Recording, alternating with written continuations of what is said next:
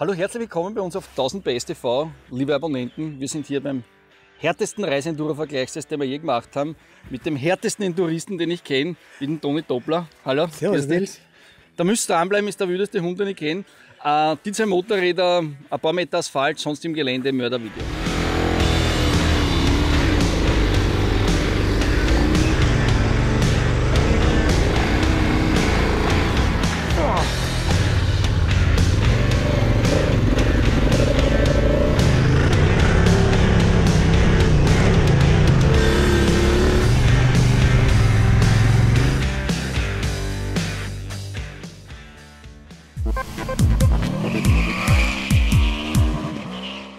Ja, jetzt muss ich mich gleich mal am Anfang entschuldigen. Wir haben bei der Kamera ein bisschen improvisieren müssen. Durch das raue Gelände, wo der Toni uns einzahlt hat, ist alles hingewandert, Equipment, das wir gehabt haben. Jetzt habe ich noch mein Handy und der GoPro ist ganz blind.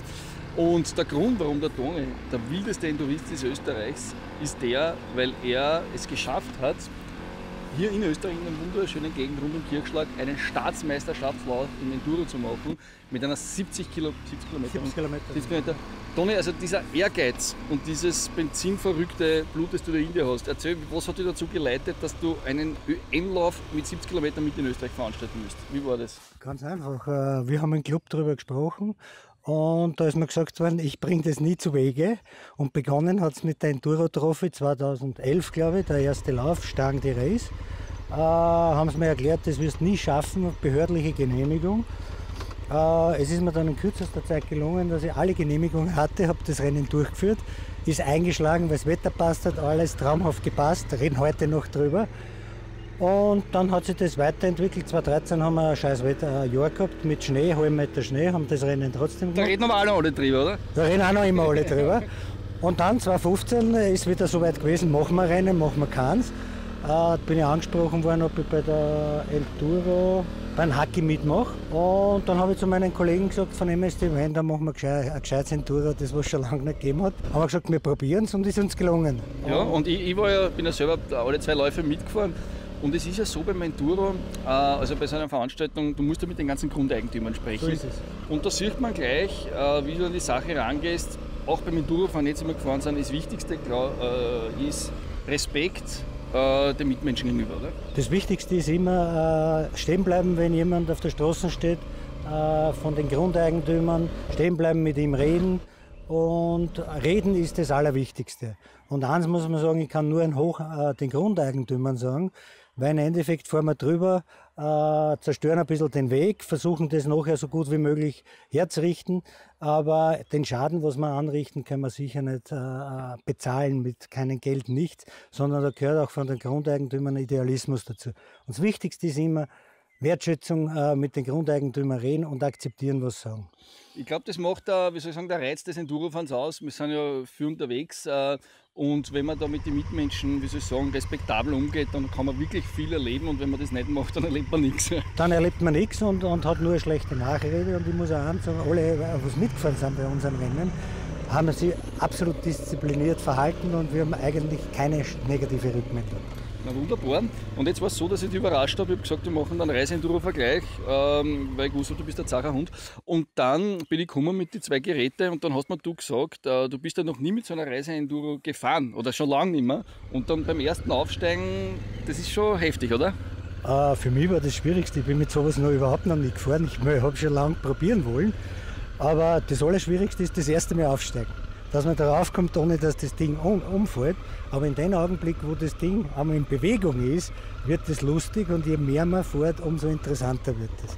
Ja, das gilt leider, muss man sagen, für beide Motorräder. Man muss eine gewisse Körpergröße mitbringen. Du bist 1,80, Jens 85, oder? Ja, ich bin 1,80. Und viel weniger darf es nicht sein, oder? Viel kürzer dürfen die Füße nicht mehr sein. Ja, wenn die Füße kürzer sind, kann man am Asphalt fahren. Aber in dem Augenblick, wo es ins Gelände geht und man bleibt einmal stehen und hat einmal 15 Meter weniger Grund unter sich, dann fällt man sofort um und das Ding darf nicht aus dem Schwergewicht kommen.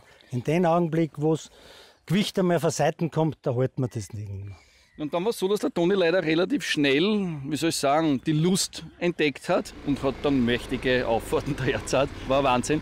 Toni, ja, wir sind dann aufgekommen. Überraschend viel hat man geschafft. Es ist auch erstaunlich, durch die Traktionskontrolle wird es unspektakulär, aber man kommt rauf, gell? Das ist korrekt, Traktionskontrolle.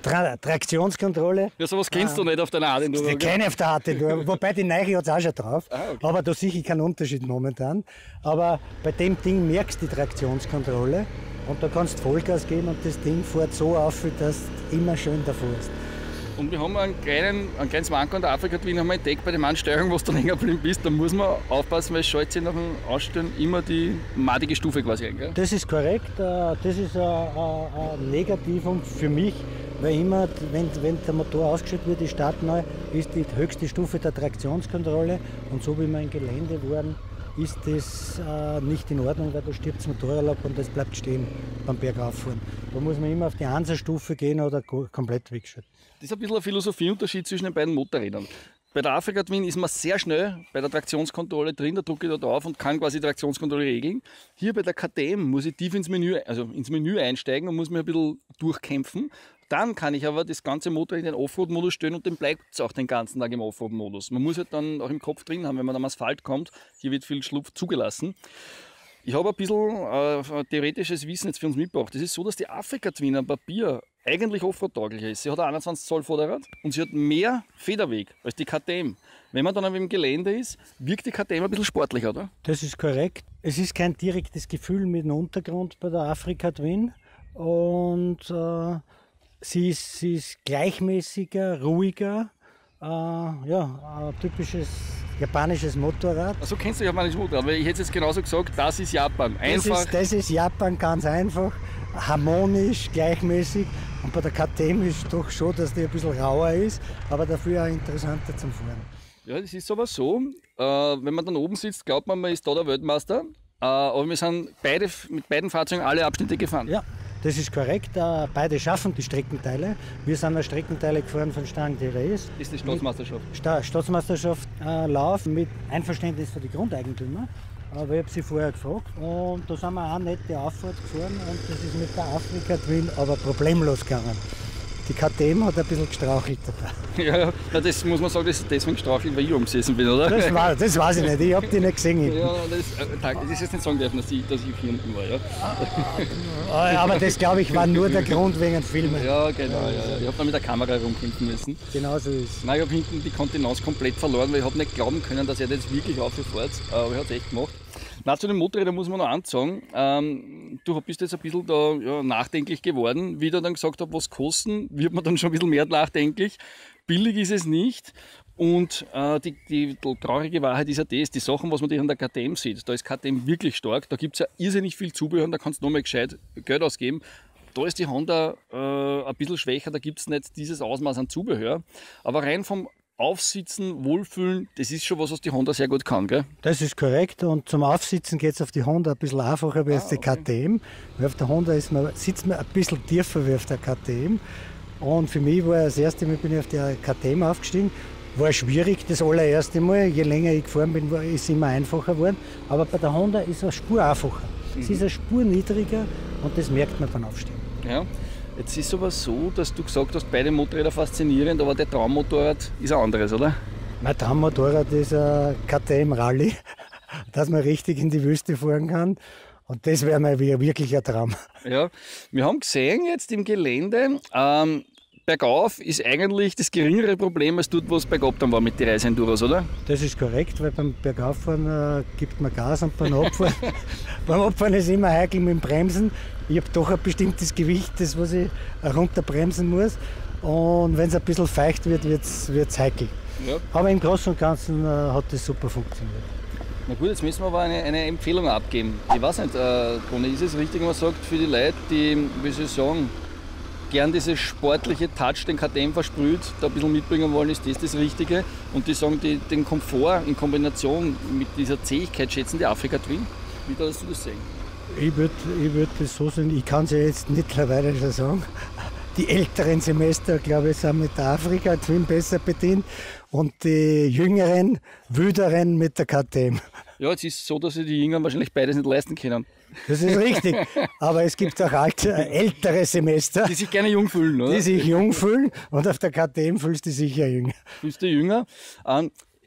ist vielleicht auch deswegen das Gefühl, die KTM ist ja das stärkere Motorrad, die hat 125 PS, die da hat nur also hat 95, also man kann sie auch quasi drosseln noch.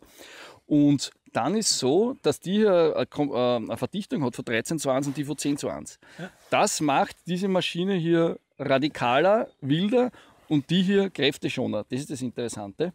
Ja, Toni, aber jetzt, glaube ich, jetzt darf ich nicht mehr länger die Familie da hinten von dir fernhalten, weil die Tochter ist heute aus Amerika zurückgekommen nach 4 Monaten und jetzt haben wir die Scheidung, oder? Die war 4 Monate studieren. Ich bin sehr viel weg, jetzt muss ich schauen, dass jetzt ich wieder nach Hause komme. Aber ich danke für den Test, das war eine geniale Erfahrung und man weiß nie, was kommt. Ja, okay, danke schön. Ja, tschüss. Servus.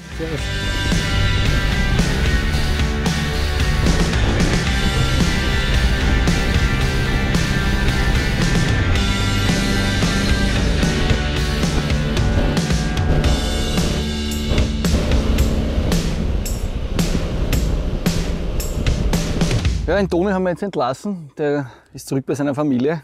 Das ist ein Wahnsinn, arger Typ. War ganz mächtig die Fahrerei. Wir gehen jetzt bei dem Motorrad noch ein bisschen theoretisch durch. Wir haben hier zum Beispiel mal ein wichtiges Element, Conti DKC 80, ist, wie soll ich sagen, der Klassiker im extremen Reise-Enduro-Bereich, also dort, wo es auf Mileage drauf ankommt, einfach auf ein universelles Enduro-Fahren ist der Reifen seit Jahren ja, eine Garantie für Spaß und Sicherheit. Das haben wir jetzt auch genossen im Wald und auf Asphalt. Ohne mehr Wahnsinn, auf Asphalt hat er auch wild andrückt. Der hat uns nicht im Stich gelassen, ist auf beiden Motoren der gleiche Reifen drauf, also dass da nicht irgendwo wie soll ich sagen, einen Vor- oder Nachteil gibt. Dann schauen wir weiter gleich bei der KTM. Wir sehen da, wir haben hier ein relativ kompaktes Windschild. Man hat natürlich bei KTM im Zubehörprogramm, man könnte das auch hier verstellen. Das heißt, man hat die Möglichkeit, das so zu verstellen auf seine Bedürfnisse und es gibt ja verschiedene Zubehöroptionen. Und ja, insgesamt in Sachen Zubehör und Ausstattung ist natürlich die 1090er, der 1290er unterlegen.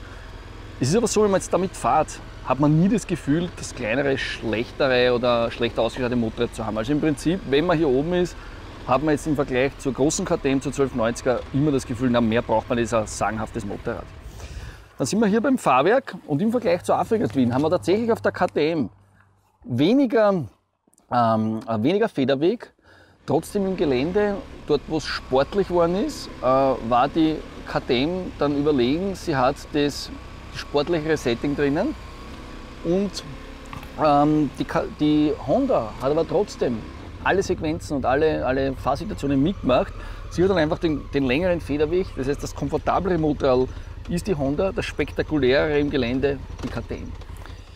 Man sieht hier mega robusten, breiten Lenker, super Gefühl hat man hier drauf im Sattel immer und die ganzen Einstellungen, die man jetzt machen muss, da muss man halt hier quasi ins Menü rein und hier ist eben dieser wichtigste Bereich. Ich habe jetzt hier quasi kann wählen zwischen Sport, Street, Rain und Offroad und im Offroad-Mode hat die Maschine dann weniger PS, sogar weniger wie die Afrika Twin und dadurch waren die Motorräder im Gelände auch ebenbürtig und auf der Straße dann habe ich halt mit der KTM mehr Leistungsreserven als mit der Afrika Twin. Ich habe es vorher schon mal erwähnt, dieses Mehr an Leistung geht halt ein bisschen zu Lasten dieses souveränen, komfortablen Dahingleitens, weil hier die Verdichtung höher ist und der Motor einfach eine sportlichere Auslegung hat. Passt ganz gut aber auch zur Marke. Also das ist so keine Mogelpackung, man setzt sich drauf und sagt, das ist eine KTM und bei der Honda geht es da genauso, setzt dich drauf und sagst, das ist eine Honda. Sitzbank gibt es natürlich verschiedenste, also gibt es eine andere Option auch im Zubehörprogramm. Ich muss aber sagen, das hat wunderbar passt. Was man noch sieht, wir haben jetzt hier gleich die die groben Fußrasten, die sind so wie nackt wie Gott sie schuf, passt wunderbar. Wir haben hier aus dem Zubehörprogramm die Sturzbügel mit drauf, die sind serienmäßig nicht dabei. Ich habe hier mit dabei die hydraulische Federvorspannung fürs Federbein, damit man das einstellen kann, wenn ich mit Sozius fahre oder ohne. Und am Ende des Tages 1090R von KTM ist, wenn man sie fährt, eine komplette Reise-Enduro, die wahnsinnig viel mitmacht, unvorstellbar robust ist, super geil auch, viel Adrenalin versprüht, eine ganz großartige Wahl. Jetzt schauen wir rüber zu Honda, schauen wir uns da ein bisschen die theoretischen Details an. Gehen wir vielleicht gleich mal zum Motor, weil das ist wirklich interessant. Wir haben hier, der hat nicht einmal 100 PS, ich glaube 95 PS hat er der Motor und ist ein Zweizylinder-Reihenmotor. mit 270 Grad Hubzapfenversatz. Dadurch simuliert er quasi einen V2, ist aber kein V2. Im Fahrbetrieb sind die Motoren oder die Motorräder durchaus ähnlich, aber durch die geringere Kompression und das ist die Honda das harmonischere Fahrzeug. Im Gelände war es so, dass beide Auffahrten und so geschafft haben. Im Sattel von der Honda war es immer ein bisschen weniger spektakulär als im Sattel von der KTM. Wir sehen jetzt hier einen ganz großen Unterschied zur KTM. Wir haben hier den Schalthebel drauf, aber das ist jetzt die Maschine ohne DCT. Wir wollten natürlich da fair sein. Die Maschine ist so vergleichbar mit der KTM, aber ein ganz großes Plus, ein ganz großes Benefit, was man auf die Honda drauf montieren kann, ist natürlich die Dual Clutch Transmission, das Doppelkupplungsgetriebe. Sowas hat KTM nicht. Also wer drauf steht, auf diese komfortable, moderne Lösung, der kann sowieso nur zu Africa Twin greifen. Stammgäste wissen Sie schon, ich bin ein ganz schwerer Fan von dem DCT-Getriebe, muss ich sagen. Schauen wir uns das Cockpit von der Africa Twin ein bisschen im Vergleich an. Also das Cockpit von der Africa Twin ist so, ich habe hier diesen Traktionsmodus und ich kann jetzt hier, also den Schalter, und kann jetzt hier sehr schnell quasi mir die Traktionskontrolle einstellen. Ist sehr gut durchdacht, wunderbar, man muss da nicht irgendwo ins Menü rein, sondern ich kann während der Fahrt mir das immer einstellen, kann sagen, okay, ich bin jetzt auf Asphalt unterwegs, ich bin jetzt auf nasser Straße unterwegs, ich bin jetzt im Gelände unterwegs und wenn ich lang drauf bleibe, ist ganz ausgeschalten. Super Geschichte. Das Einzige, was Honda natürlich mit der Sicherheit übertrieben hat, wie wir schon gesprochen haben, immer dann, wenn die Zündung aus ist, wenn man irgendwo Pause macht, ist es wieder in der Stufe 3. Gut gemeint, dass man nicht irgendwo überrascht wird von einer fehlenden Traktionskontrolle, aber im Gelände war es tatsächlich nervig. Ich kann hier noch sehr schnell mit einem Knopfdrücker das ABS deaktivieren. Also diese Idee finde ich grundsätzlich gut, dass man hier sehr schnell diese relevanten Dinge im gemischten On-Off-Betrieb bei der Hand hat. Hier ein Knopf fürs ABS, hier ein Knopf für die Traktionskontrolle und die restlichen Details am Bordcomputer kann ich mir hier durchs Menü durchzeppen. Sonst weitere Knöpfe fehlen jetzt da, weil ja hier nicht das DCT-Getriebe mit drauf ist. Es wird ja noch diesen Modus geben, wo man dann eine wunderbare Traktion auch beim Schalten hat und wo man quasi über mehrere Gänge durchgängig automatisch Traktion hat von 0 bis 150 im Schotter mit dem DCT-Getriebe. So ist es halt vergleichbar mit der KTM. Wir haben jetzt hier drauf das standardmäßige Windschild, ist okay, passt, ist im Prinzip vergleichbar mit der KTM in der höheren Position. Ansonsten finde ich die Optik von der Africa Twin ausgesprochen würdig, weil es so ist, dass sie wirklich an die legendäre Africa Twin erinnert. Also mir taugt es gewaltig, wie die Optik da ist.